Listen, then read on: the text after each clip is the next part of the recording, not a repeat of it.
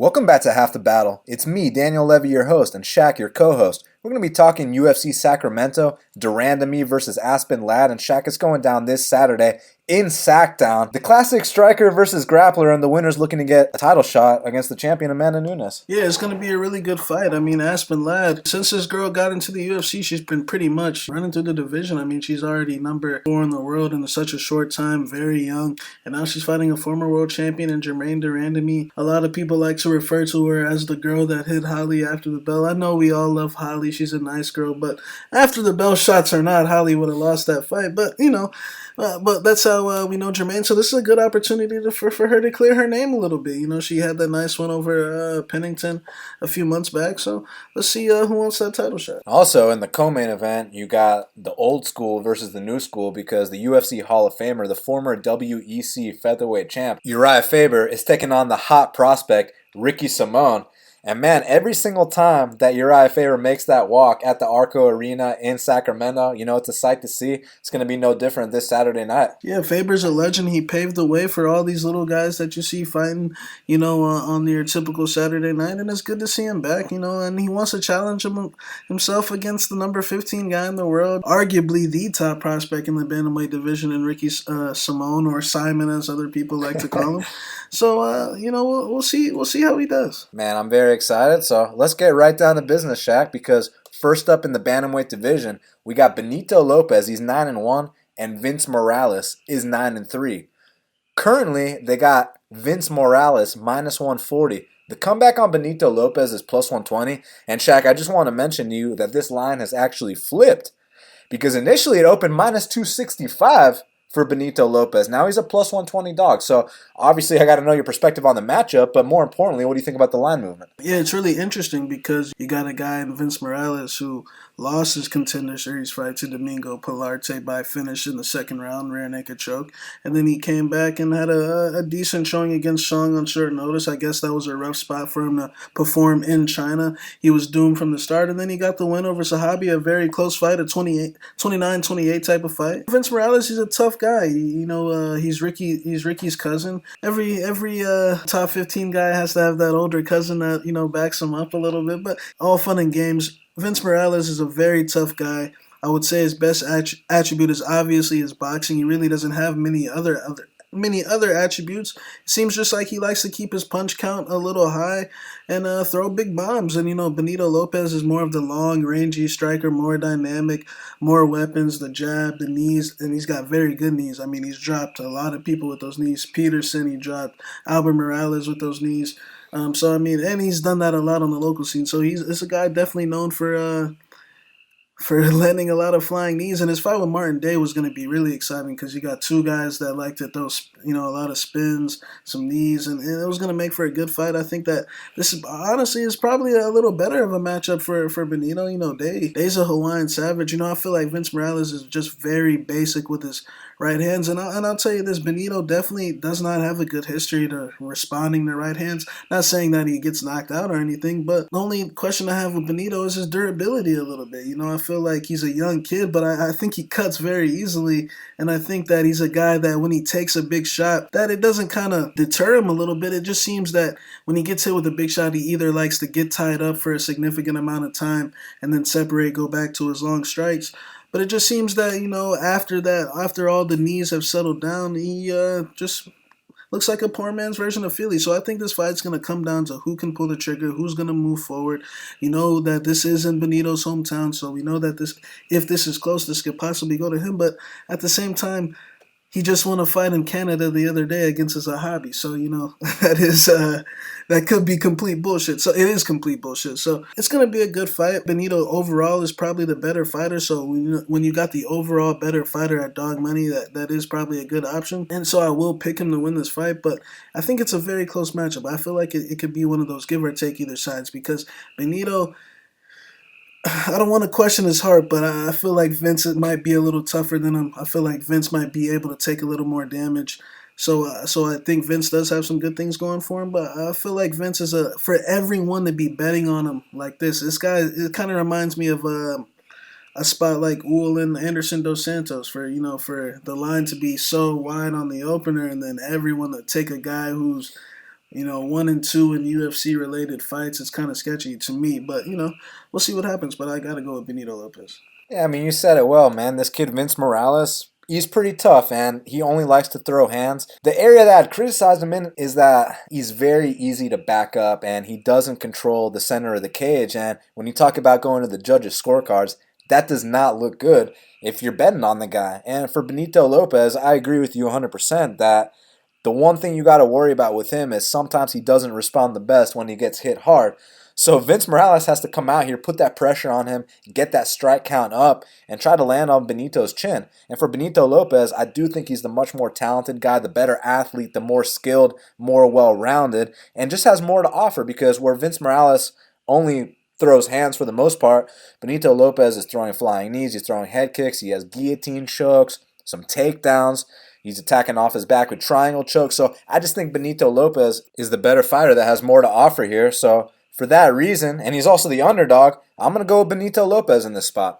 Next up in the women's strawweight division, we got Livia Renata Souza, the Brazilian gangster. She's 13-1, and she's taking on Briana Van Buren, who's 8-2. Currently, they got Briana Van Buren minus 130. The comeback on Livia Renata Souza is plus 110. Well, Shaq, similar to the first fight we just talked about, Livia Renata Souza opened the favorite. She opened at minus 170. Now she's the underdog at plus 110. Everybody's been coming in on Briana Van Buren. It's not often you see a plus number next to Livia Renata Souza's name. Oftentimes, you got to pay a very steep chalk price. So my question here is, again, what's your opinion of the line flip and who you got in this matchup? Yeah, so Briana Van Buren's making her debut against the name that we recognize, Livia Souza. Even though she's only got 2 fights, she's also very young in her career, coming off that split win over Frota, which was a very tough fight. Frota missed weight by like 8 pounds, and Livia she still got the job done, man. So that was very impressive. So Briana Van Buren, I feel like a lot of people are on her because she's new. She's got the Cormier connection. She's got that cosign from Cormier and Pena and Darren Wynn and all these guys. So I get it. AKA, but sometimes. They can't get in the cage for you. So this is going to be a really interesting fight. Livia, I feel like we know what Livia brings to the table. She's a basic jiu-jitsu black belt that she's got a lot of tricks up her sleeves with those takedowns, man. If you haven't seen anything on that level, you might not be ready for it. Her last fight against Frota, she's definitely outsized in that fight. And, man, we've seen her fights before, man. She's got some tricks up her sleeves with the sacrifice throws and the... She's got some better stand-ups, very basic. It's just the jab overhand right. And in comparison to, Briana Van Buren, it seems like Buren's got some good fundamental southpaw, skills, good double leg. My only question with her is I think those skills are all great. It's just her competition level. In her particular case, I have to bring it up because, firstly, I feel like she's a lot popular in this spot because of that recent tournament that they had in Invicta, where they fought 3 times in one night. She beat the recognizable names like Kyle and Curran. But look, guys, the other day, she was 5-2. She fought 3 times in one night, and now against Julianna Lima, Manjit Kolekar, who I looked into as a lady from India who fought in Super Fight League. And if you guys don't know anything about Super Fight League, just know it's a lot of fucking garbage going on down there. And pretty much the Indian had never beat anyone with a winning record before.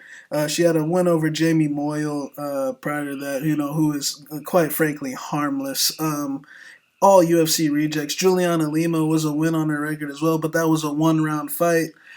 So I'm just going to go ahead and say I think Briana Van Buren is untested against anyone remotely legit. So I think she's got some good skills here. I think she's got a good mindset, but this is going to be her first chance to do it against someone that's respectable. I'm going to go with the underdog, Livia Renata Souza. I think she's too experienced. I think that Souza's got some good double legs and some good kicks, but I think she has a tendency to get those kicks caught a lot, and I think that she's never no one like Livia Renata Souza has ever been on top of her, and I don't think she's ever fought anyone remotely near that skill level. So I'm gonna side with the veteran in this matchup. I think she's being overvalued in this spot, and I think Livia gets an upset win here. Yeah, man, it's like I said earlier, it is kind of crazy to see Livia Renata Souza with that plus money next to her name, man. It's not often you see that. I was impressed with Briana Van Buren in that tournament, but at the same time, if you haven't figured out how to go out there and style on Kylan Curran, when you can't hold your job in the UFC strawweight division,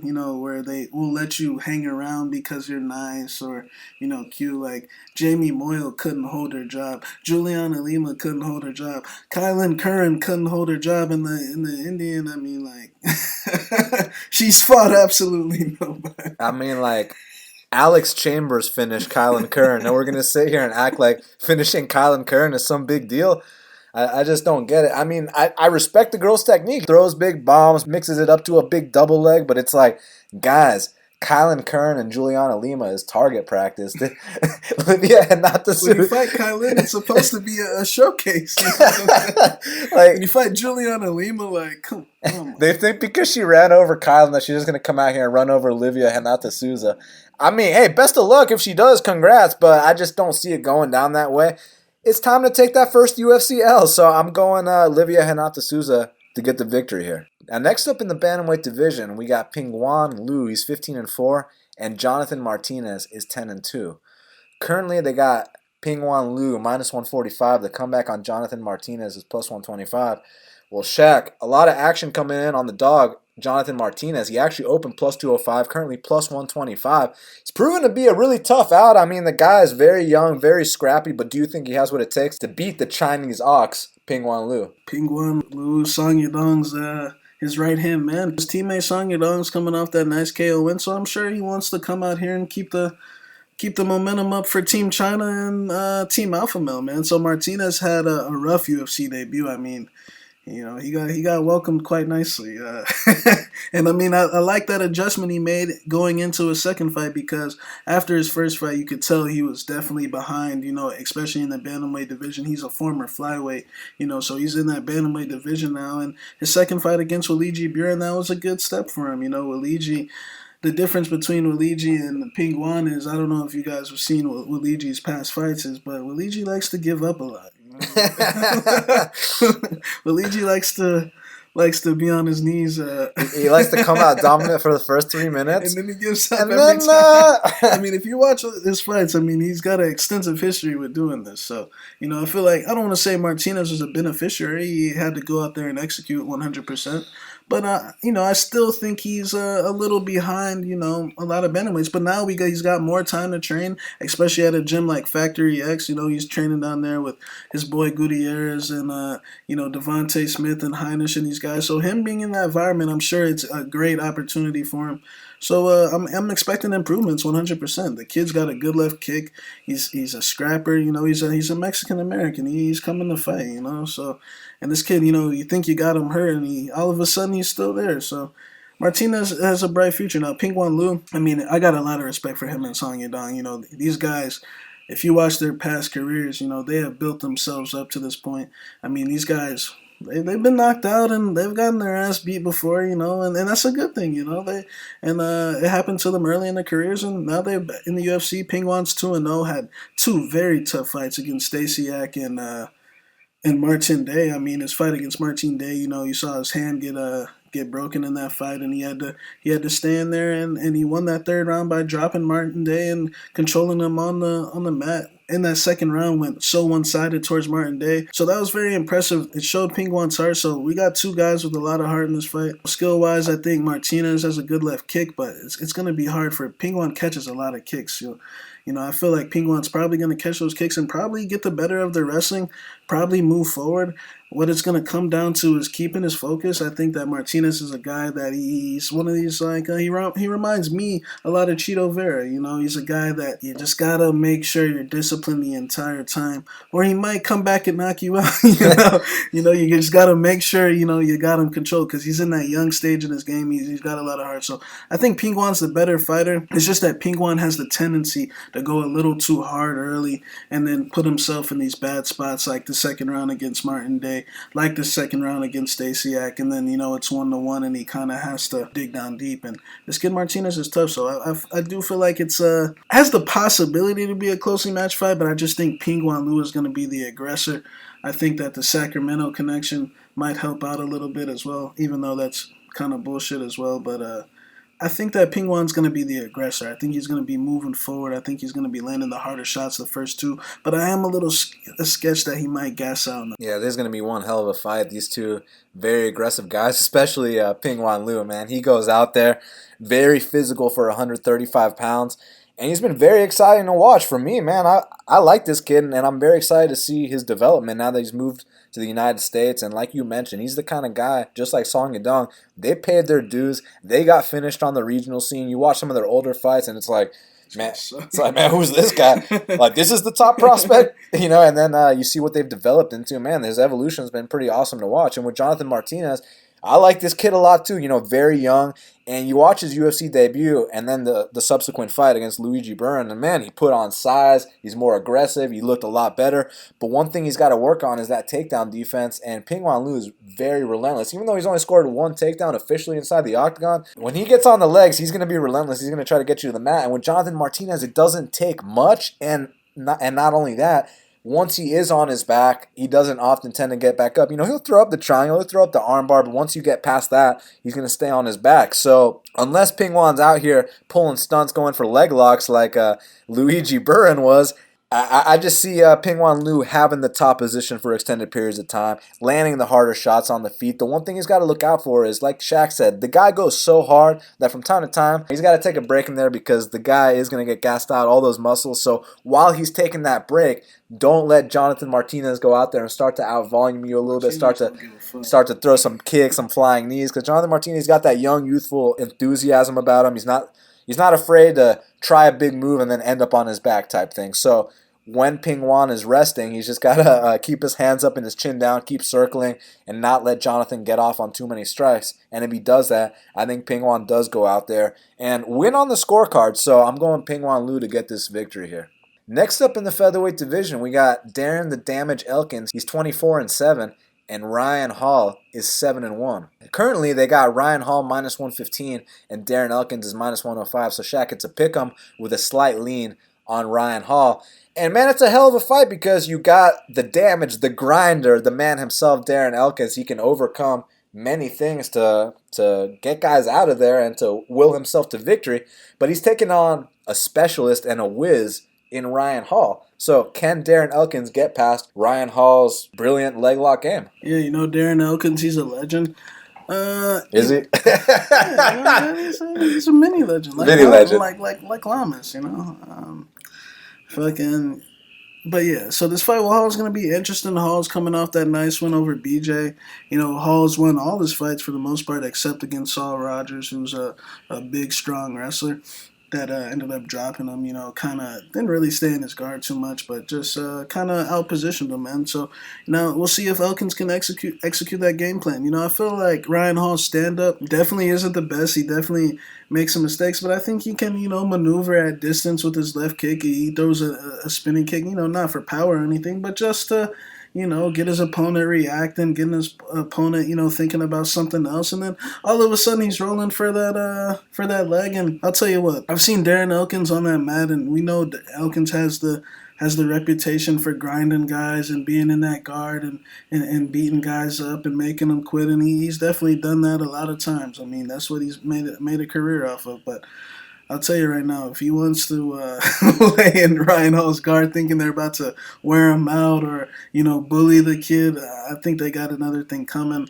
I mean, I've seen Elkins in spots, similar to like what Ryan Hall likes to get these guys in against Chaz Skelly. And I'm going to be honest, I mean, Chaz Skelly got that leg lock, attempt very easily. Imagine what, and personally, he told me he watched the Ryan Hall videos before that fight, and, imagine what the real guy does in that spot, you know what I'm saying? So I think that Elkins had a great career, but I think that it's going to start, in all respect to him, I say this respectfully, but I think you're going to start seeing these guys like Elkins, the Lamases of the world, the Cub Swansons of the world. I mean, look where they're headed, guys. I have respect. Kron Gracie's fighting Cub now. Kron's about to, oh man. Strangle him.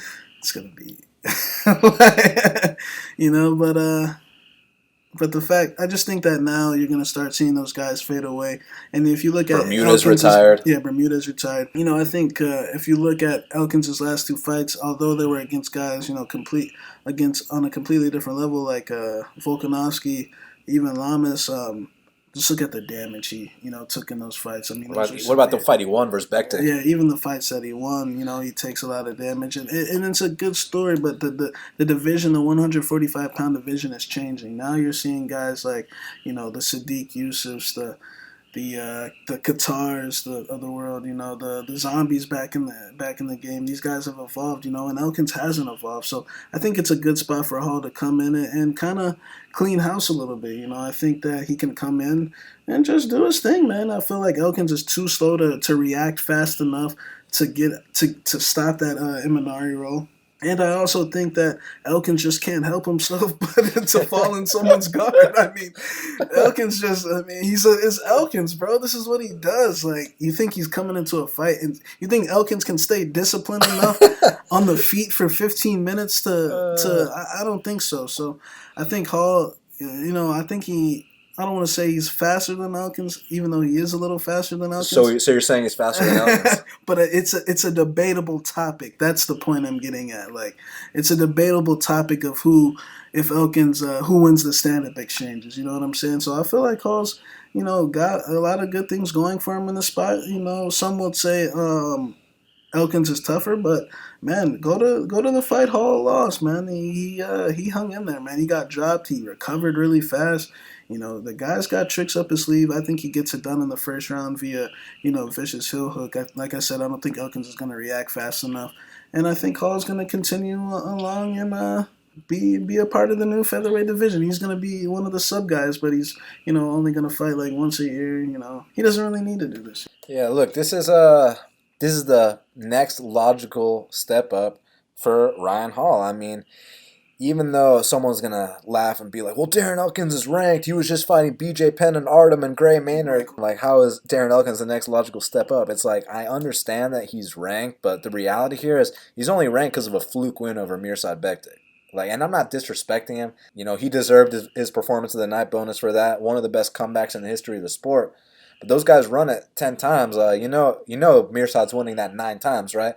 And, I mean, he was 1 minute away from winning at that time, too. So it's just one of those situations where... After he was trying to pull Mirsad was trying to pull every stunt in the book. Every stunt possible.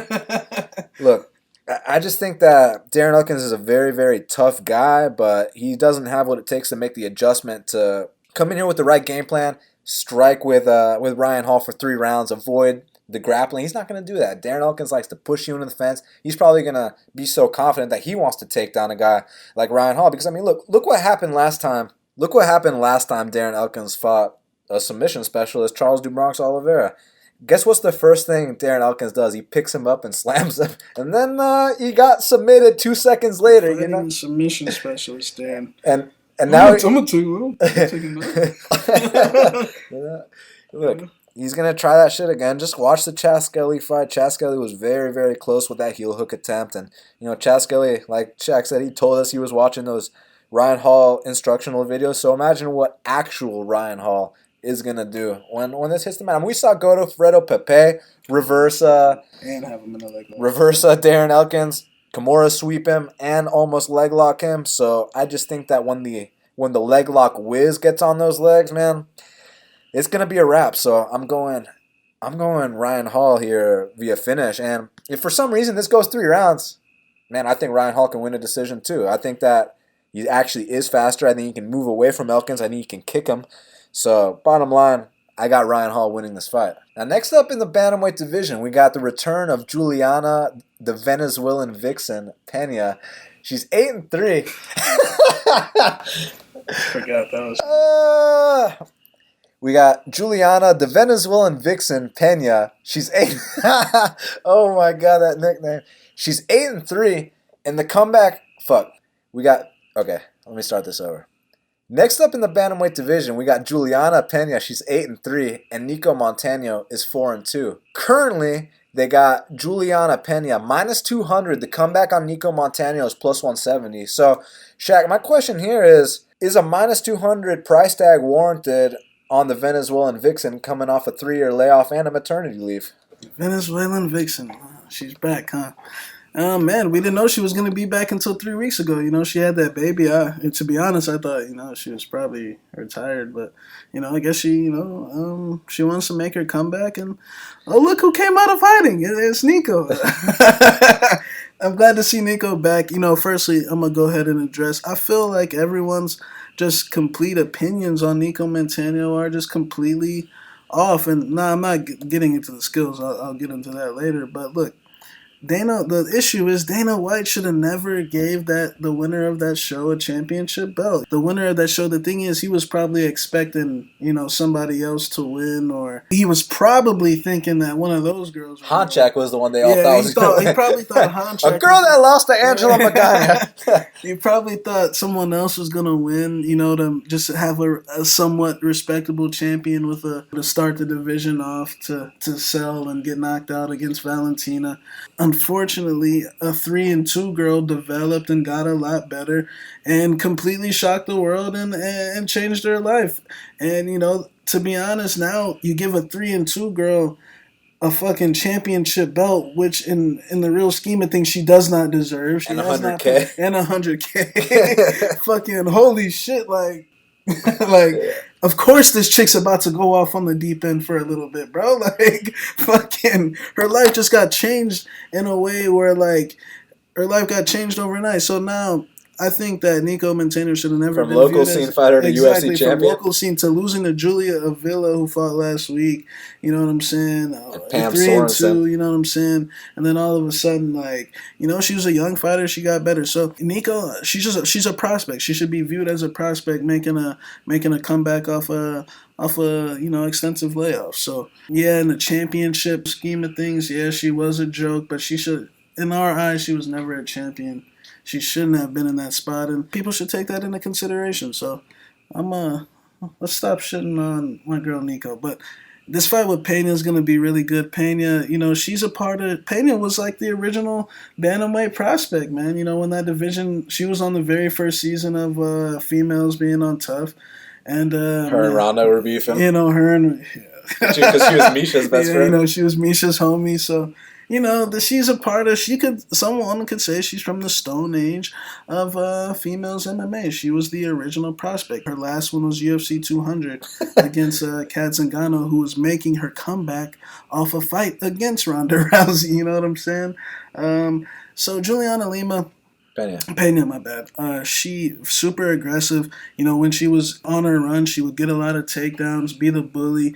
But, technically speaking, let's be honest here, it's not very good. She'd pretty much close her eyes, swing, and, either get a takedown. But at the time, I will say, I do think she was also a beneficiary of, at the time, getting some favorable matchups against moms. And if you really look at this girl's record, we're talking Jessica Rakoczy, we're talking... Well, on Tough, we'll get on Tough. She fought Gina Mazzani. I love Gina, but Shayna Baszler, mom. Moraes, mom. Who she already lost to before? Rakoczy, mom. Dudieva, mom. Jessica we already know at 35. So we don't gotta say shit about she was a losing machine at 35. And Kat Zingano, look, we love Kat, but it's over. What has she done since she beat Nunes? Absolutely lost to nothing. Megan Anderson. She's 1-4 since she... So, in the real scheme of things, to have this idea that Pena is clear-cut better than all these girls is a little mistaken. She was the beneficiary of coming in at the right time. She was the new prospect. That's what the UFC hype machine can do for you. They slide you in at that right time. So, we'll see what she's really got now. But she's a girl that kind of relies on a lot of intangibles, toughness, mentally just breaking girls like Jessica who, like I said at the time, was a mental wreck. And Kat Zingano, who is a complete mess. So, so this love you, Kat. We love you, Kat. So now, I feel like she's got an inflated resume in a sense, Julianna Pena, but and inflated skills. I feel like she's got a good takedowns, but I think that Nicco Montano's takedown defense is on point. If you watch her fights on Tough, she was coming in there with a 3-2 record, and she handled UFC vets at 3-2. UFC vets that if I want to gauge where she really is, she beat Roxanne Modafferi, who I see girls like Sijara Eubanks beating. I see Now, let's just put it this way. I know all you DraftKings players were really happy with Nicco Montano's performance against Roxanne Modafferi. You know what I'm talking about. How much points did she put up? Fucking hell of a lot, 100-something. Let's look it up. But anyways, she beat Roxanne Modafferi, who is a top 5 UFC flyweight, who's somewhat relevant. She beat Lauren Murphy, who's ranked inside the top 10, if I'm not mistaken. And she beat Barb Honchak, who's a former Invicta champion. So somewhere in that time span, Nicco Montano improved greatly. And I feel like she's probably continuing that, I feel like she just was a young fighter. Nicco Montano scored 158 points in her UFC debut versus Roxanne Modafferi. That's a fucking lot of fucking points. She's a very efficient fighter. She's just very well-rounded, good in the clinch. Nicco Montano is very well-rounded. So I feel like this fight's going to come down to if she can stuff these takedowns. And from what I've seen on film, I feel like she can. And who's to say that Julianna Pena can still rely on those tangibles, because the division has changed so much since she's been gone. A lot of things have happened since she's been gone. Valentina's fought for the belt, lost, went to a new division, got a new belt. The last time she fought... Travis Brown was on the card. Travis Brown was on the card. I mean, a lot of things have happened, and we see time and time again, sometimes these people, for example, Matt Wyman coming back off a big layoff, thinking that, that shit's going to be the same. Like, things are going to be completely different. All these girls that you probably used to view like could never touch you have probably passed you up a little bit. And I don't think you were that good to begin with. So I'm going to go with Nicco Montano for an upset win. I feel like she's going to get this done. I feel like Pena's probably going to come out hard here, but she's taking this fight on short notice. Not to say that she's not in shape. She's got a good mindset, very tough girl. Deep down, she's really not that good. I feel like she relies on a lot of aggression, a lot of will, and I'm not sure she's going to be able to duplicate that again, man, at this stage, after the baby. I've never seen anyone have a baby come back and look the same or even, have success. The only one I could go back to is Alexis Davis, and, she's about to be on the skid here soon. So I'm not saying I'm not putting that on Pena, but I think there's value on Nicco Montano in the spot, and I'll take it from him. Yeah, definitely. Look, if you're going to favor Pena because of her past experience, I completely understand. But minus 200, let's relax a little bit, Maybe minus 130, something like that. Because back in her day, back around UFC 200, which was the last time she won a fight, guys, I mean, it was very one-dimensional skill set. It was basically kind of like what Chiesa used to be, Take advantage of them all. Take advantage of them all. Look, no stand-up whatsoever. Just kind of closes her eyes, throws very ugly strikes, wades into the clinch. From there, gets her head and arm throw, and kind of dominates position on top. And, you can do that when you're fighting Milana Dudieva and Jessica Rakoczy and Kat Zingano and all these fighters, but I do think Nicco Montano, despite the fact that she's only 4-2, I mean, in my eyes, she's 7-2 because I saw her go out there and beat up fighters that are currently in the UFC. Even though we've always joked about Lauren Murphy, look, the bottom line is she handled Lauren Murphy exactly how you're supposed to. Very hard body kicks, very hard knees, absolutely destroyed her, broke her in there. In that title-winning effort, I know, again, it's Roxanne Modafferi, this and that. Look, Roxanne Modafferi just went out there and beat a Shevchenko in Russia. So I'm just saying, Nicco Montano went out there and put up a serious DraftKings score at 158. And in terms of just regular betting itself, she's plus 170 here at the betting window. She's only coming off, slightly over a year layoff, whereas Julianna Pena, it's been a long time since my girl Julianna's gotten her arm raised. Let's just leave it at that. And I think in this day and age, you got to be well-rounded. Coming off a maternity leave, I'm going to go with Nicco Montano here. I feel like it comes down to keeping this fight standing, blasting her with her sharper striking, the kicks, the straight punches, and on the mat, just don't let her dominate position. If she does take you down, get back up, attack off your back, create scrambles with her. She's been armbar before. Look, she's been armbar before. As long as Nicco Montano doesn't go out here and just give up if she gets taken down right away, I think she's got a very good chance. I think she is a live underdog, and I'm going to pick her to win outright. Next up in the featherweight division, we got Andre Touchy Fili, he's 19-6, and Sheymon Moraes is 11-3. Currently, they got Sheymon Moraes minus 115 and Andre Fili is minus 105. So, Shaq, this is going to be one hell of a matchup. You got Sheymon Moraes, who, by the way, did this camp in Thailand. You already know what kind of power he brings to the table. And Andre Fili, talk about a perennial vet, a tough out always. I mean, the guy is very skilled. Do you think Andre Fili has what it takes to beat the hard-hitting Sheymon Moraes? Yeah, this is going to be a great fight. Sheymon Moraes, definitely a big fan of that guy, especially after his fight against Sadiq Yusuf. That was could have been fight of the night on a lot of other cards. That was a great chess match. Two guys throwing big power inside the pocket. And, not too many times do guys gain stock in a loss, but I feel like Sheymon did in that spot. And I like how he's going to Thailand. I feel like that's going to address one of the weaknesses in his game is his pacing. And I feel like he actually is getting better with that pacing. His Zabit fight didn't go his way, and Zabit's just a completely different talent level. And then you got his fight with Sales, in which he did kind of, fade in the late rounds. And then his fight with Julio Arce, who I got a lot of respect for as well. I mean, the damage. I mean, Joe Rogan said he's never seen that much blood on the octagon mat ever in his career in that fight. I mean, the type of damage this guy inflicts with those lead elbows. I mean, he's very under the radar with those type of techniques, man. He's definitely investful with those body shots as well. So I'm high on a guy like Sheymon Moraes. I feel like Andre Fili has been around for a long time, very tough guy. Definitely is going to hold his spot in the company for a long time.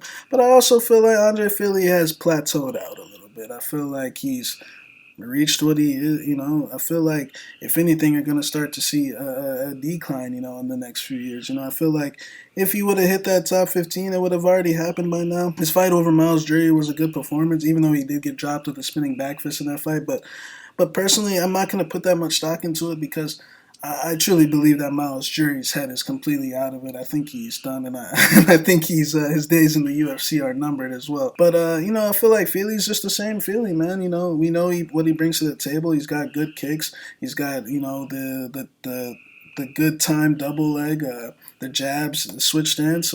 It's Fili, man. He's a tough guy. I feel like in this particular matchup against Sheymon Moraes, to really not expose Sheymon, but to beat him, you have to make him push a certain type of pace to make him exert energy, just like a lot of big power striking Brazilians. But I feel like to execute that type of game plan, one thing you better have is a good chin. And I feel like Andre Fili has a fairly good chin. I've seen him take a lot of shots. We have seen him knocked out before, but we did see him eat that two of Calvin Qatar. He eats some good shots, but I also feel like in a lot of his fights, he plays a game, a tip and run game. And I feel like, in times where he's had to exchange in the pocket, he's left his chin up wide up in the air in fights against Artem Lobov, fights against Michael Johnson, fights against Calvin Qatar, like I mentioned earlier. Even Dennis Bermudez touched him up a little bit. I know there was a threat of the takedown in that fight, but I'm just saying these guys, whenever they get into a real pocket exchange, when Fili's not at distance, he gets tagged with punches. So I think this is a good matchup for Sheymon, actually. I feel like Sheymon can come out here and, if he continues on the improvements that he's on, I feel like this guy's making small improvements fight to fight. I like the Thailand. He's actually training at the same camp Douglas trained at for his fight against MVP the other day. So I'm expecting an improved Sheymon Moraes.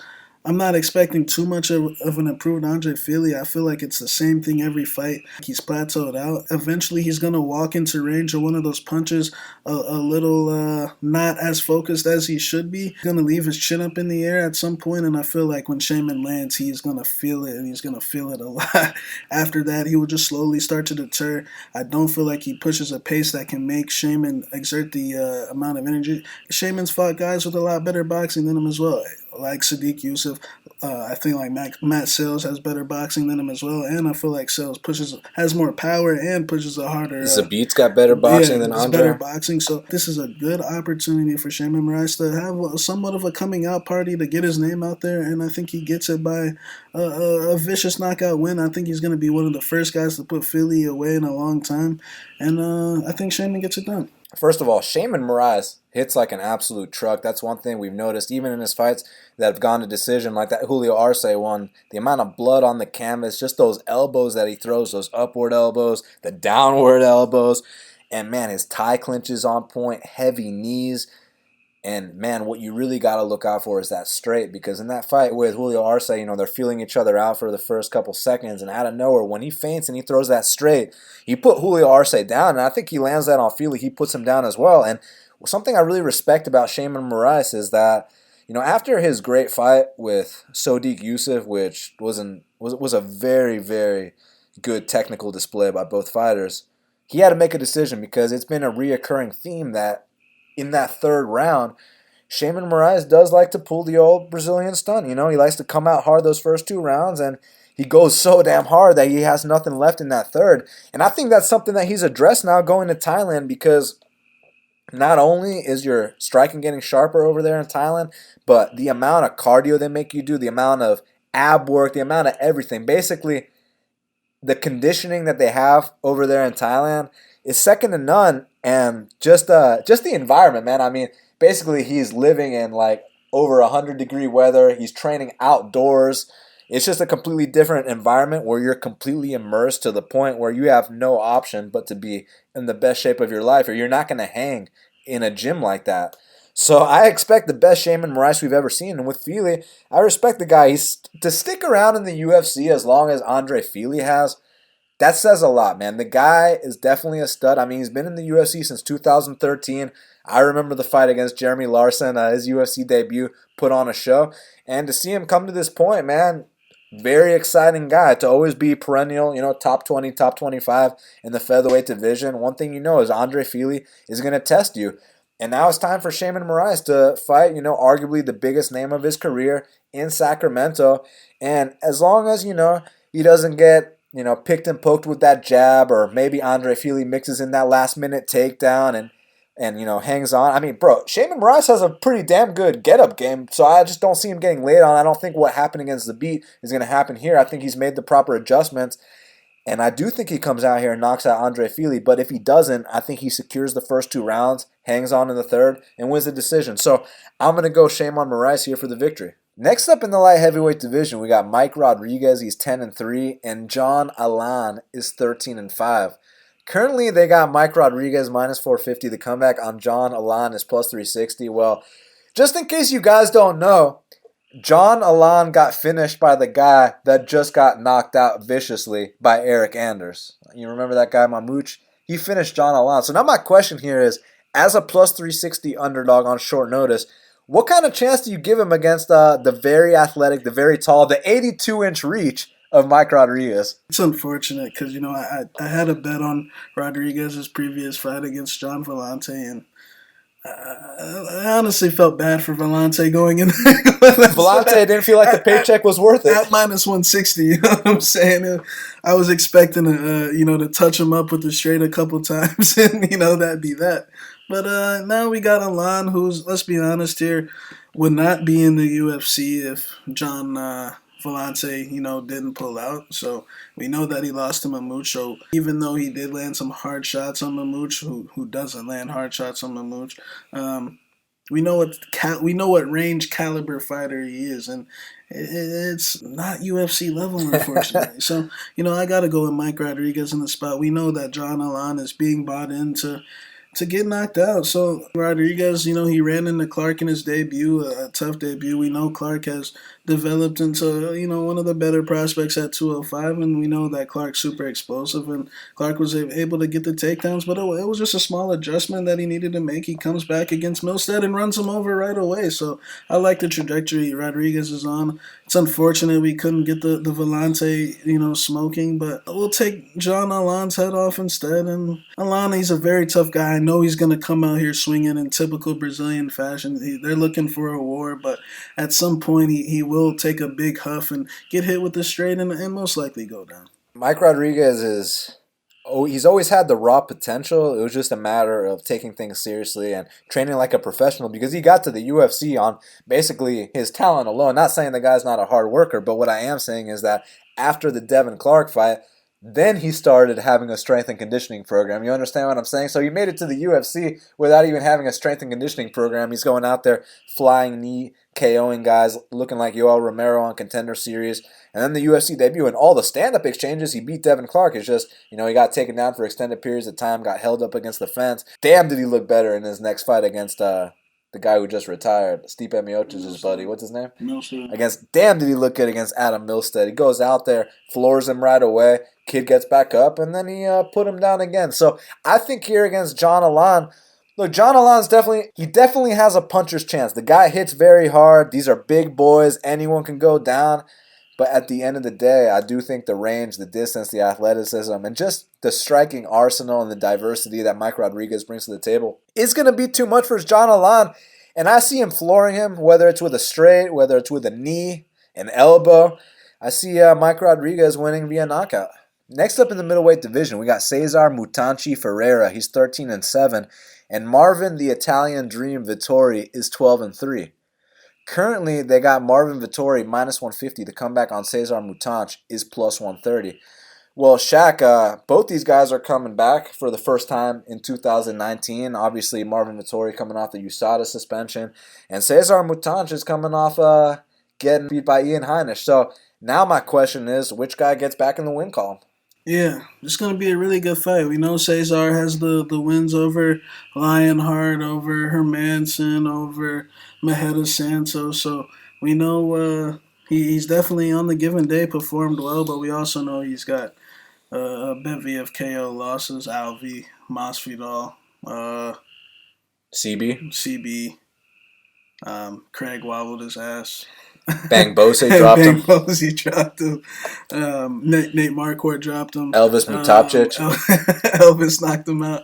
You know, it seemed like for a while there, Cezar had kind of found himself. You know, it seemed like he had he had those wins over Bang Bose and Hermanson back to back, submitted Hansen. But, I'm not going to sit here and act like that Jack Hermanson that he fought. And all, those guys, Lionheart, Jack Hermanson, those guys have developed and evolved into those things. When Cezar fought them, they were nothing, like what you see today, and that's a part of the process, You got to take those embarrassing L's to get better. So those guys have evolved, and Cezar pretty much hasn't. I feel like after those fights, he had that fight with Elias, where you would think, this is a good spot for Cezar to expose this ballerina, twirling up and down the place.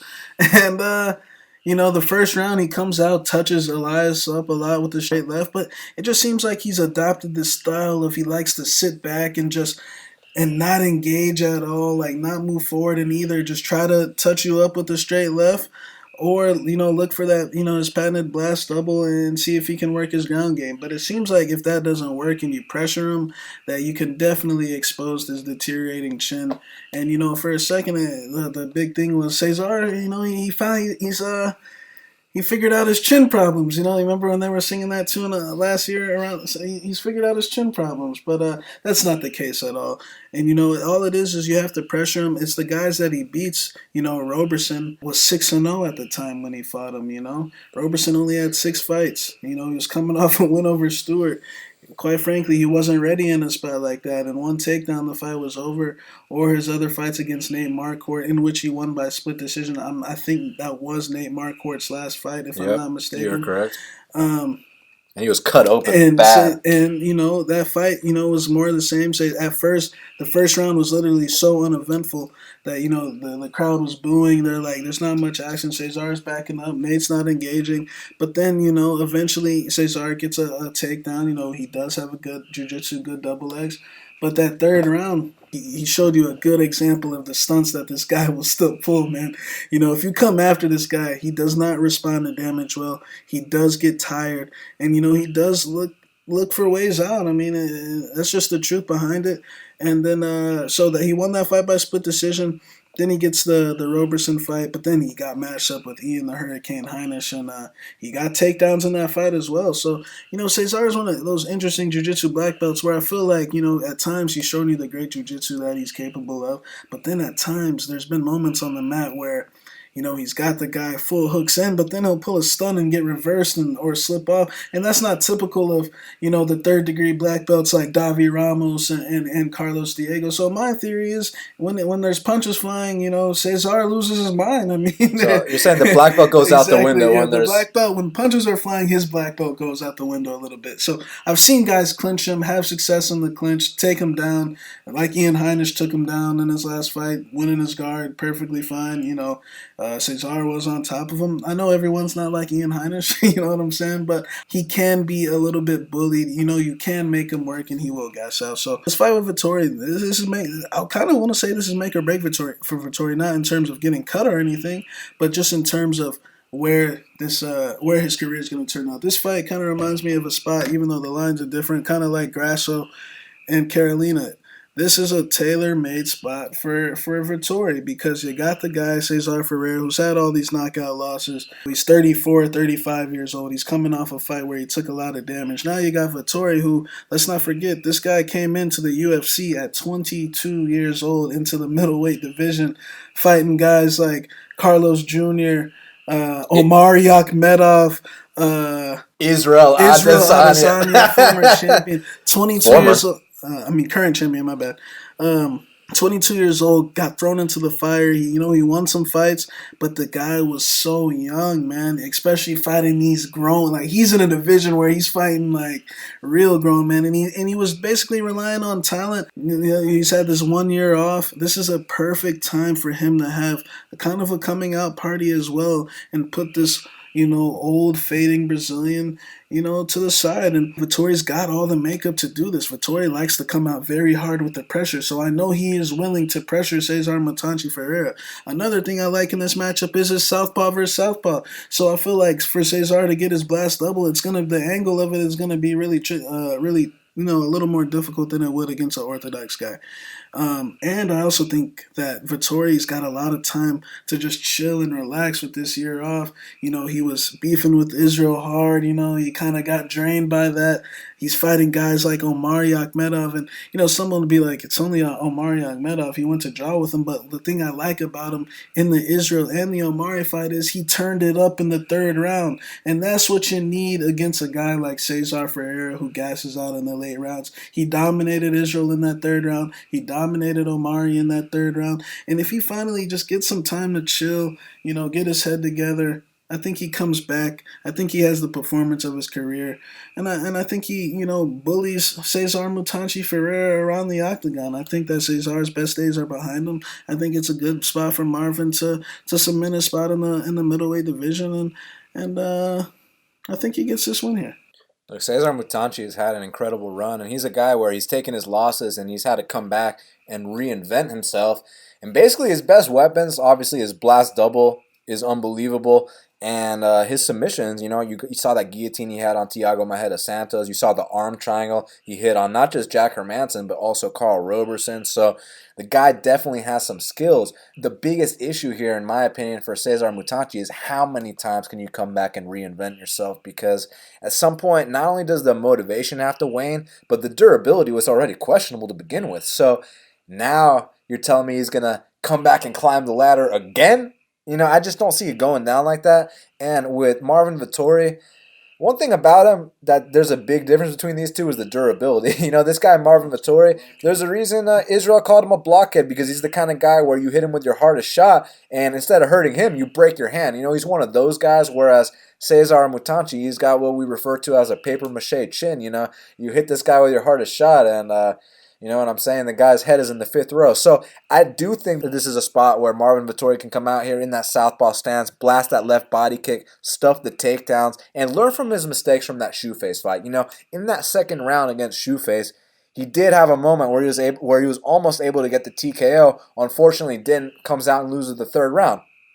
It was 1-1 going into the third. Now he's a little bit older. He's had some time off. He's learned from his mistakes. I think this time he rights the wrong. He goes out there and gets the biggest win of his career. So I am picking him to win via knockout, but I also think that if this does hit the scorecards, that he can win as well. So I'm going to go with Marvin Vettori. Now, next up in the middleweight division, we got Karl Roberson. He's 7-2, and Wellington Turman is 15-2. Currently, they got Karl Roberson minus 220. The comeback on Wellington Turman is plus 180. Well, Shaq, Karl Roberson back at middleweight. He never officially moved to light heavyweight. He just took a short notice fight. It was a big opportunity against Glover Teixeira. But now, how much did he get paid for that, real quick, Jack? That's a good question. He got paid 14-14, so it wasn't like he was out here, getting some big money to take that Glover. Couldn't even pay him extra to take a fight up a weight class on short notice. I But guess he got rewarded with a newcomer. allegedly getting rewarded, you know what I'm saying? But Allegedly getting rewarded. so man, what do you think? Because Are they trying to blackball her? I'm just kidding.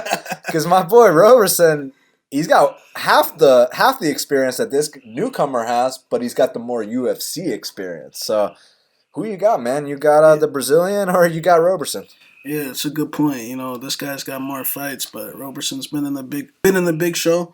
Roberson is a case of being rushed. Roberson came in with this, alleged glory striker hype, and he had the win over Stewart. Then they put him in there with Cezar, who we already just reeled off his win list at 6-0, 6 fights. And he won that, got a nice win over Marshman. And the performance against Marshman was good, but if you watch that fight, you can still tell he's still got some work to do. And his athleticism, the power he displays from time to time, gets everyone's head so on. They see the potential for what could possibly be, but right now, currently, he's still a developing fighter with only 9 fights. And Glover fight, I'm really not going to put. I mean, I have to put a little bit stock into it just because this Wellington kid does have submissions, but. In the real scheme of things, man, he should know him and Glover Teixeira should never be locked in a cage when he's 7-1. So I think it's a little bit of poor management, from his managers, and the fact that he's still green, man. He's still learning. He's still learning the ground game part, and I feel like Roberson just needs more fights. Honestly, he needs more time. So now he got a newcomer. This kid Wellington Turman, I really wasn't impressed up until his last couple of fights. His last couple of fights, it seems like But the reason why I wasn't impressed is because the kid's currently he's 22, but when I was watching those fights from 3-4 years ago, the kid was 18, 17 fighting these grown men. Of course he was struggling a little bit, but the fact, he won most of those fights, and this kid, he's going places, man. So I think Wellington's got good stand-up. He definitely likes to rush in a little bit with his chin up in the air at times, but man, he's got good boxing, good left hooks, and his jiu-jitsu is definitely better than Roberson's. Roberson possibly might have a tough fight on his hands this week, man. This kid's only 22 years old. I can only imagine. I mean, if y'all don't want to see, he fought a UFC vet, Marcio Lioto, and I mean, he ran over Marcio Lioto in a way that was very brutal, man. This kid's very good. Just comes with forward pressure. He's ready for a war. Experience for 22 years old, man. So I feel like Roberson possibly has a tough fight on his hands. I think there is value on Wellington from a betting perspective, to be honest. It's just that he's never been on this level. He's 22. I'm sure he's going to be with wide eyes this week, seeing guys like Faber and, Faber. So that's about it. Yeah, that's about it. Maybe take a picture with Jermaine or something, but fucking, I mean, he ain't taking on a that. What about former UFC champ Nicco Montano? Yeah, but just the whole vibe. He is young, but man, the guy's got a lot of fights, so it could be a recipe for a little fishiness, what I like to call it. But I wouldn't be shocked if Wellington got it, but I'm going to go with the UFC experience. I think Roberson's going to land that counter left hand, just land the harder shots, but I think Wellington's going to have a good showing and come back better for his second fight, Yeah, very interesting fight, man, because obviously Karl Roberson, the guy, he's proven a lot in a very short career, man. I mean, for only having 9 pro fights, already went out there, knocked Ryan Spann out in 15 seconds. The Darren Stewart fight, Darren Stewart's usually a tough out. Karl Roberson got him out in the first round. And obviously went out there and gave Jack Marshman a tour of the octagon. I mean, didn't do it as impressively as my boy Edmund Shabazian, not even close. But still, 30-27, maybe even 30-26, went out there, gave him that old tour. Now it's time to welcome Wellington Turman to the UFC's octagon. And interestingly enough, I actually thought the John Phillips fight was a better matchup stylistically for Karl Roberson, because John Phillips wasn't going to come out here and attack, with takedowns. He wasn't a threat on the mat whatsoever. Wellington Turman is. Look, this kid, only 22 years old. You expect him to make improvements every single fight. He's well-rounded. Obviously, he hits very hard on the feet. He can take it to the mat and submit you there. And, man, on the feet, I do think that Karl Roberson's going to be able to dictate that distance. The range, very nice straight left. But, man, at some point, Wellington Turman is going to get this to the mat.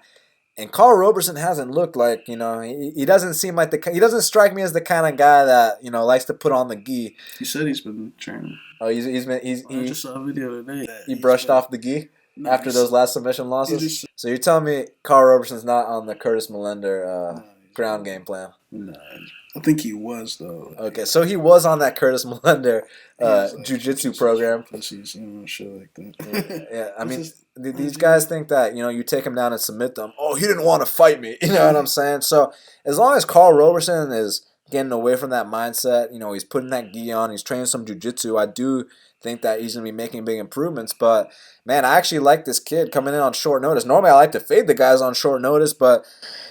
really understanding jiu-jitsu, because being a stand-up fighter going to jiu-jitsu is kind of like ass backwards. It's kind of hard. We like to stand the bank, so we have to reel it in and really have to concentrate and evolve. So that's why I took the time to evolve and really concentrate on my aspects. It was definitely tedious. It was like, I had to force myself to learn to love it. That's I really don't like it, but I love it now. Well, that's good to hear. So, look, Karl Roberson has been apparently taking it seriously since his last fight, but, man, is there enough time to close that gap? Because I do think that Turman is the better fighter here on the mat, and at some point I do think that this fight will hit the mat. So the question is, has Roberson made enough improvements to scramble back up to his feet, keep it in his realm, and go out there and get that win? Man, it's a really tough one to say. So even though Karl Roberson could go out here, give him that vet lesson, even though he's not the vet in this spot, but he is the UFC vet, give him that tour, or, man, I'm going to go with the upset here, man. The fact that I'm struggling on a plus 220, I'm going to go with the upset. I think he chokes out Karl Roberson.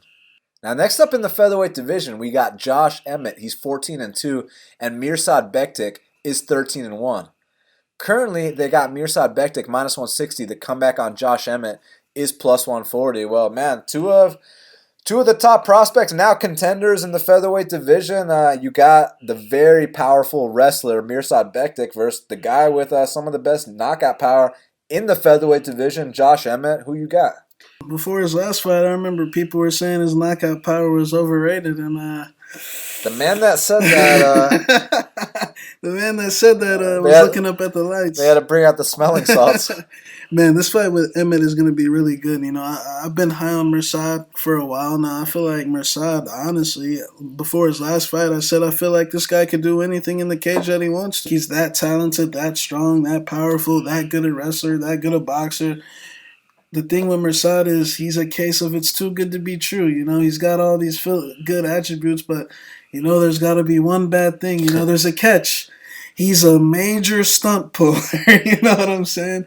And as in stunt pulling, Mirsad his stunt pulling is he likes to wrestle a little bit too much. At times where he could be on the feet, work, a little bit, stay composed. Seems like he just has to be in on a double leg. And he gets most of them because he's so strong. At times he overexerts himself, gets a little tired. Then in the third round, like we saw in the Lamas fight, he's on all fours, getting his head pounded in, and you start to say, Mirsad, can you please stop, with the games a little bit? You're 100 times better than him, and that's something he does a lot. So this is the same case. I feel like Mirsad's the better fighter than Emmett. Pretty much all across the board. I think he's that just super talented. It's going to be really hard to bully a guy like Josh with the takedowns. He might take him down a couple times. It's just a matter of Emmett. I also have a lot of respect for him. I feel like he's an underrated punching power guy. I feel like this guy, ever since I saw his knockout of Christos Giagos, I instantly became a fan of this guy. And that's because, to be honest, I haven't seen chicken dances dished out like that in the 45 division. Like, I will go ahead and admit the other parts of his game are just about average. He's a solid wrestler, decent in the clinch, but it's just that power is his trademark. And I mean, if you guys haven't seen that Christos Giagos chicken dance I'm talking about, I mean, Christos was literally stumbling all over the cage. He ended up getting knocked out. He dropped him 2 or 3 times, but Emmett has vicious power in his hands. But what that generally means is if it goes to the scorecards like his last fight, where it looked like he was about to lose a decision until he got that knockout, So it seems like if this fight goes to scorecards, Mirsad's gonna win. Seems like if Emmett hits Mirsad in that, in his stunt pulling stage, you could kind of classify Mirsad as a muscly Brazilian because he likes to pull those stunts in the third round as well. He might get knocked out here because Emmett is a guy. He only needs one good shot on that chin, man. I actually do believe in his power to that extent, and he's pulling off these knockouts not only in the first round but also in the third round. So we know that this guy's got a puncher's chance for 15 minutes. From a betting perspective, I think it's Emmett or pass. And, I know there's a lot of sharp people on Emmett. I feel like they think Emmett at some point will clip him behind the mirrors and get him out of there. And I think that's a good chase. But I think Mirsad's the better fighter, so I have to pick him. But from a betting perspective, it's definitely Emmett. And I respect Emmett, man. If, go to his Instagram. He's got this mastermind supplement. I don't know why I'm giving them, free promo, but he's been taking this supplement that allegedly enhances your mind. So, allegedly Mirsad Bektic is already knocked out. Look, this is one of those cases where it's going to be interesting to see a guy like Mirsad Bektic go out there and out-wrestle another wrestler. He loves doing that. Bully and muscle him. And the thing with Mirsad is he exaggerates so much. I mean, he'll be teeing off on you on the feet. You don't have to take him down. But he just has to go in there and shoot, man. And his takedowns is not just a typical double leg or single leg. He's got to pick you up. He's got to run to the center of the octagon. He's got to slam you. He's got to put on a show. You get back up. He's not going to disengage and take 30 seconds to take a little breather. He's going to be right back on your legs again trying to take you down over and over. And it doesn't matter if he's breathing hard or not. He's just so relentless with his wrestling. And some guys will make him pay. I mean, it's kind of interesting that it was Darren Elkins of all people, but at the same time, it was first UFC L time. Everybody's got to take that first L. But since that point, he has come back, did get the big win over Lamas. Speaking of a big win over Lamas, Emmett knocked Lamas into the 10th row. Already knocked out Lamas. He softened that chin for Mirsad, and Mirsad still didn't get him out of there. And then he fed him to Calvin. Calvin took care of him, so it is kind of interesting. But that's not because Mirsad, can't bang or this or that. It's because Mirsad's so hell-bent on that takedown to the point where you give him paper-mache chin Lamas, and you know what I'm saying? And he's still going to try to wrestle him. So he's going to come out here and try to wrestle Josh Emmett, and there's a very good chance that he's able to do that. We have seen Josh Emmett get taken down before in the Scott Holtzman fight, even though he took down Scott Holtzman more times than Scotty took him down. I'm just saying, this isn't a guy with 100% takedown defense is what I'm trying to get at, despite his wrestling background. So Mirsad is probably the better athlete here.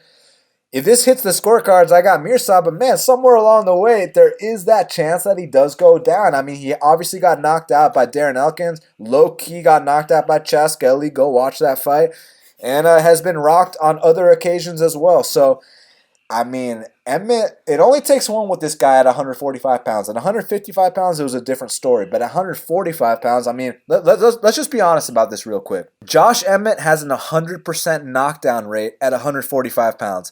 Makes his featherweight debut against Felipe Cerdinejo Aranches and sets the record for most knockdowns in a single round. Next fight goes in there, knocks Ricardo Lamas into the fifth dimension. Next fight goes in there, and even though he got knocked out by Jeremy Stephens in the first round, he dropped Jeremy Stephens.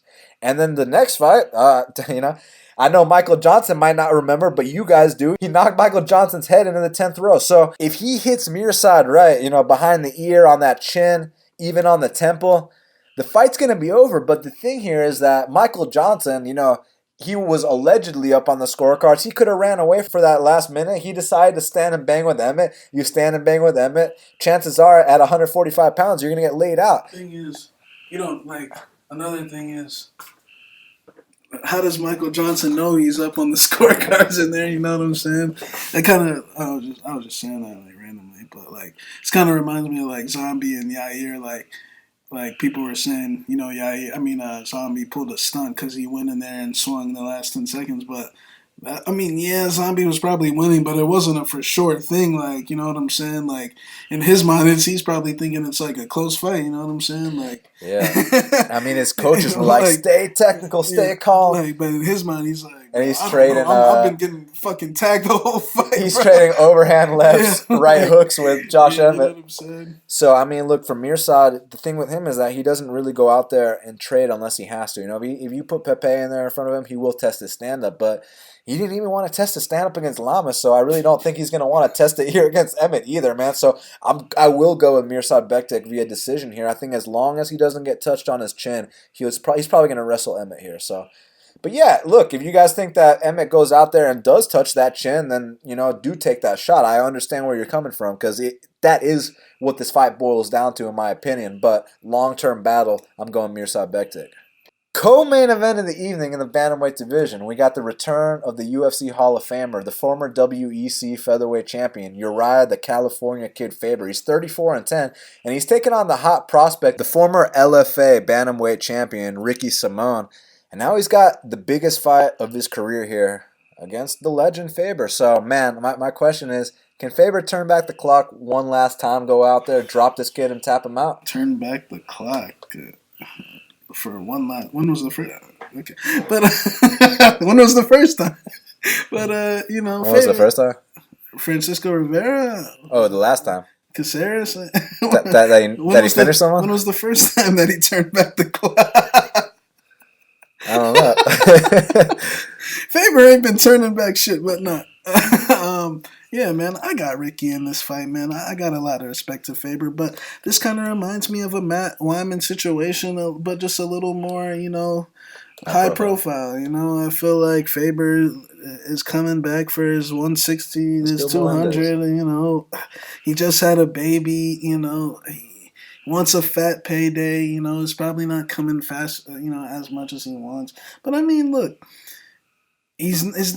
People have definitely come off longer layoffs, but even when he was fighting, he was already on the decline. Remember his fight against Frankie Saenz where those calf kicks had him hobbling on one leg, and he was, from what I remember, that third round he was huffing and puffing and begging Frankie not to take his life. You know what I'm saying?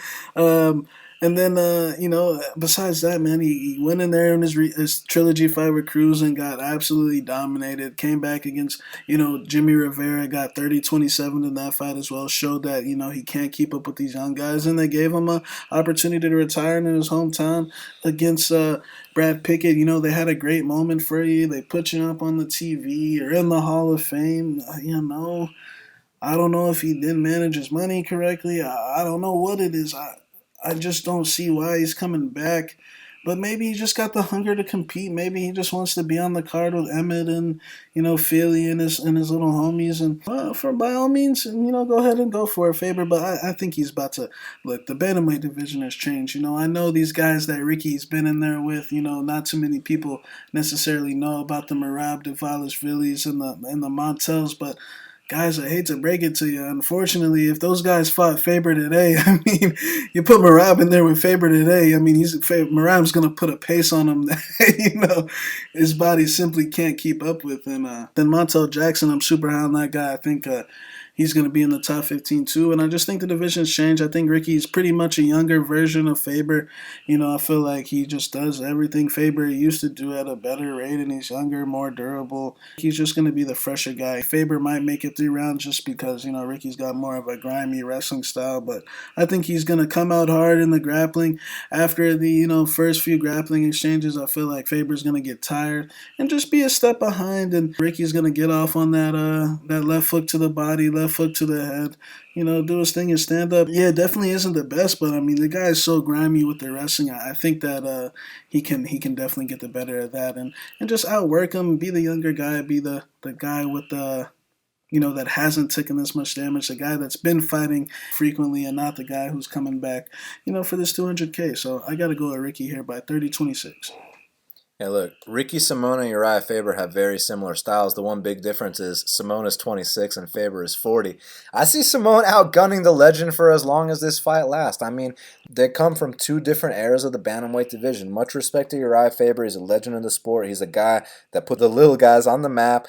And back in his day, I mean, he beat everyone except the champs. I mean, you know the deal there. So Now it's a case where coming into this new era of the featherweight division, this ain't Brad Pickett, Frankie Saenz, Francisco Rivera, Michael McDonald, Scott Jorgensen, Eddie Wineland, all these guys. Now the guys Ricky Simone's been beating since Faber's been gone. We're talking Merab Dvalishvili. We're talking Montel Jackson.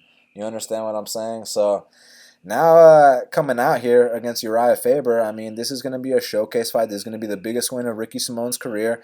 Basically, he just has to not come out here and be too arrogant. Don't be so cocky that you get caught by the legend. But honestly, I see it being, like a little man's version of Gil Melendez and Arnold Allen. He's going to go out there. The guy who, people are saying, Arnold Allen, who's he fought? Gilbert Melendez. Yeah, he's been losing, but he's been losing to the best guys. They're saying, shit like that. Yeah, it's the same story here, guys. So the new school will beat the old school in this spot, and probably by decision. Look, Uriah Faber is a very, very tough guy. But at the same time, man, one thing I want to point out is that Uriah Faber was always known for his durability, but his last few fights, man, he was getting dropped on the reg, man. Dominic Cruz dropped him. Dominic Cruz is not a guy that's known for his knockout power, and Brad Pickett dropped him as well in his retirement fight. Well, now he's coming back. So I actually won't be surprised if Ricky Simone goes out there and finishes him, because there is a chance. I mean, Uriah Faber said on Joe Rogan's show that the last 2 years in terms of his fights and his practices, he's been getting rocked more, and that his durability isn't the same. He acknowledged that. So now coming back, I love Uriah. I hope it's not too hard to watch. But man, I am going Ricky Simone here. I think he dominantly wins this fight. Main event of the evening in the bantamweight division, we got Aspen Ladd. She's 8-0, and the former featherweight champion Germaine de Randamie is 8-3.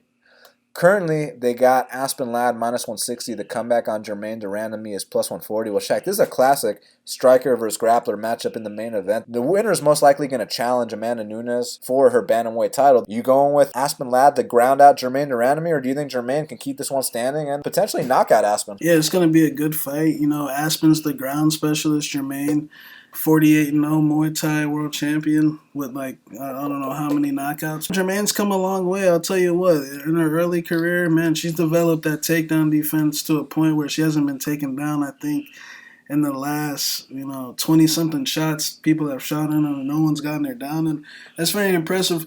Coming from what she used to come from in Aspen, we know what type of, ground game she's working with. She's pretty much smashed everyone on the ground. It's definitely a big difference between Germaine de Randamie and Lena Landsberg, Tanya Evinger, and Sijara Eubanks. All three of those girls are nice ladies, but none of those can hold Germaine's jockstrap in anything, you know what I'm saying? So I think this is definitely a big step up, but Aspen's got a good mindset. She's definitely very focused. She's not going to let these the typical young prospect thing get to her. So it could definitely be a prime spot for her to come get a win. And that's definitely, it seems like what they're trying to do, give her this main event spot in her home state of California. Man, it's going to be a good fight, because if you look at when you watch Aspen's fights, the one thing you'd say is, she just moves forward and when they get into a grappling exchange. But a lot of those times, the girls kind of initiate the grappling exchange, like Tanya Evinger, like Lena Landsberg. They come with those clinch-heavy game plans. And Sijara Eubanks also initiated the grappling by taking her down and just engaging in a battle that, she started a battle that, Aspen was better than her at. So I feel like it's going to be a big fundamental difference in this fight, because one thing Germaine has over all three of those is discipline and just caliber fighter. Germaine de Randamie can come with a game plan of backing herself into the fence and just being ready to stuff against the fence and not in the middle. And I'll tell you what, some people are saying it's a mismatch on the ground, on the mat, and that could definitely be the case, but I think it's a mismatch on the feet as well. I think that if Aspen stands in front of Germaine for any extended period of time, one of those straight rights is going to take her head completely off. And she's a tough girl, but she's never, ever been hit like that. And I think this is one of the rare cases where all the public is betting on Germaine because you have a former UFC world champion at dog money, and it definitely makes the most sense. And generally, I'd be a little skeptical, but I actually think they're going to be right this time. I think that Aspen has a very bright future ahead of her, a lot of great fights, but I think people consistently sleep on Germaine de Randamie too many times. She's been the underdog to girls in the past where, like Pacheco that you saw went on PFL tonight. She's been the underdog to Holly Holm and Pacheco and all these girls after the Bell thing and the Cyborg thing. But I think the reality is her, Nunes, just skill-wise, are just completely on a different level than all these other girls in the 135-pound division. I mean, I don't see girls like that move. I don't see girls moving like Jermaine and Holly. Not Holly, but Amanda in this division. I think Aspen Ladd, like I said, bright future ahead of her, but I think she takes her first stumbling block, like you saw in that Sijara Eubanks fight. After they, would be on the ground, I mean, Sijara Eubanks is a black belt. She definitely got back up to the feet, but when they did get back up to the feet, she got off on 5-6 punch combinations that Aspen ended up with her butt on the mat, at the end of the rounds, and that was one of the closer 30-26s I've ever seen. So I think that Jermaine can definitely get off that with just more composure, more discipline, picking her shots a little better, making sure she doesn't make these mistakes like these young, inexperienced fighters that Aspen's been fighting have done. So I got to go with Jermaine Randamie first. Still the upset. I mean, all these people are betting on her, but still plus 140. So I think that Jermaine gets it done by knockout, actually. I think that, like I said, if Aspen stands in front of Jermaine for I think in this particular case, I think the last fight with Rocky was just a little warm-up after a layup, but I think she's coming in to prove a point this time. I think people have been shitting on her too much, and I think she's coming to prove a point, and I think Aspen Ladd, unfortunately, is going to feel the wrath of that. You make some very good points. On the feet, this is a mismatch, and Aspen Ladd will be in big trouble if she stays at distance for extended periods of time. But the thing here is that Aspen Ladd, when she has her most success on the feet, obviously she's got to be super close to Jermaine Randamie. You got to keep her up against the fence. And Jermaine Randamie actually does have very underrated takedown defense up against the fence specifically.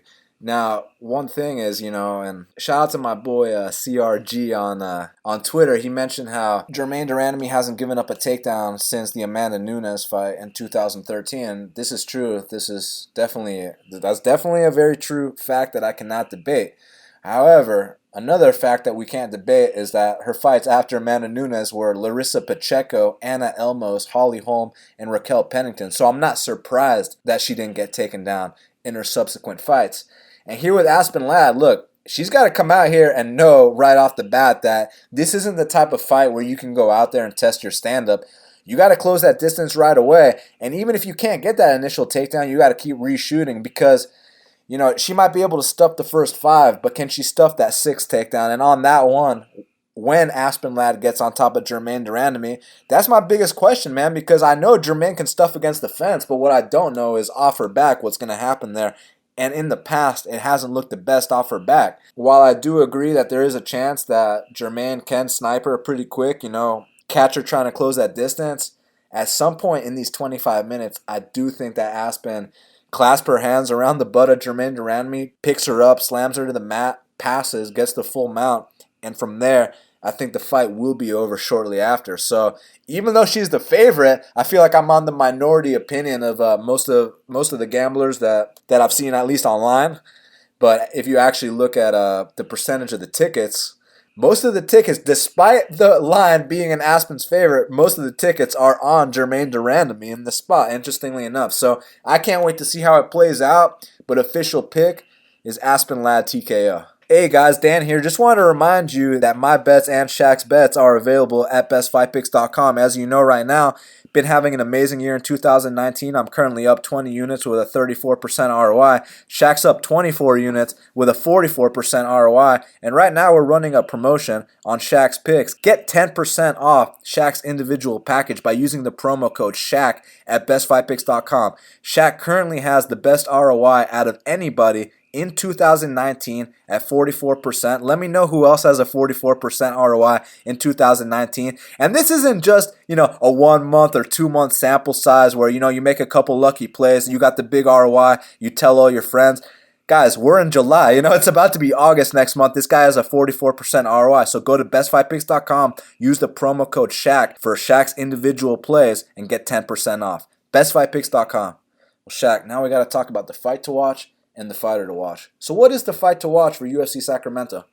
My fight to watch is going to be Andre Fili versus Sheymon Moraes. I'm looking forward to that fight. Like I said, I feel like possibly it could be a coming out party for Sheymon, and this fight is in Sacramento on Fili's turf, so I already know the crowd's definitely going to be a little rowdy. And it's my fight to watch. I think there's going to be some big exchanges going, and I want to see if Fili can execute the game plan necessary to beat Sheymon, or if Sheymon is going to be one of the first guys to KO him in a while. Yeah, I mean, anytime Sheymon Moraes fights, I'll be tuning in and match that up with the fact that he's taking on the always tough out Andre Fili. Sign me up. For me, my fight to watch is Josh Emmett versus Mirsad Bektik. I mean, not only does Josh Emmett have the Sacramento crowd behind him, but he's taking on another top featherweight prospect in Mirsad Bektik. And you know for a fact that both these guys are super hungry to not just go out there and get a win, but both these guys want their opportunity to fight for that UFC featherweight title at some point in their career. So for that reason, Josh Emmett versus Mirsad Bektik is my fight to watch. Well, Shaq, who is your fighter to watch?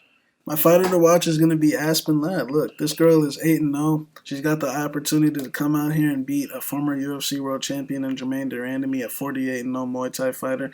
And if she can get this win, man, this will be one of the quickest ascensions up to a title shot in a long time. Kind of reminds me of the run Israel had, just in the division, boom, couple fights, and bam, right there. So if she gets this win, man, she literally just ran through the division. Yeah, look, I can't disagree with that. It's crazy how quick her ascension has been, and the UFC's matchmakers are super high on her, so I wonder if they know something we don't know with this matchup. I'm very curious. My fighter to watch is the former UFC flyweight champion and the former tough winner, Nicco Montano. Look, this is a girl that went out there as a 3-2 fighter. She won the reality show. She won the UFC belt. She was scheduled to fight Shevchenko. Obviously, look, what 4-2 fighter should be out there fighting Shevchenko, right? I don't blame her for pulling out that fight. But as a result, the fans have shat all over her. Now she's taking on a fighter in Julianna Pena, who a lot of people at one point were saying could be the dark horse, could be the number one contender. So for that reason, Nicco Montano is my fighter to watch. Well, Shaq, we did it. It's going down this Saturday in Sacramento. Aspen Ladd versus Jermaine Randamie. They can follow you at MMA Genius 05. They can follow me at Best Fight Picks. They can get our bets at bestfightpicks.com. Make sure you use the promo code Shaq for 10% off Shaq's individual package. Subscribe to Half the Battle on iTunes, SoundCloud, YouTube, Stitcher, and Spotify. Thank you guys so much for the support. We'll be back next week. And until the next time, let's cash these bets.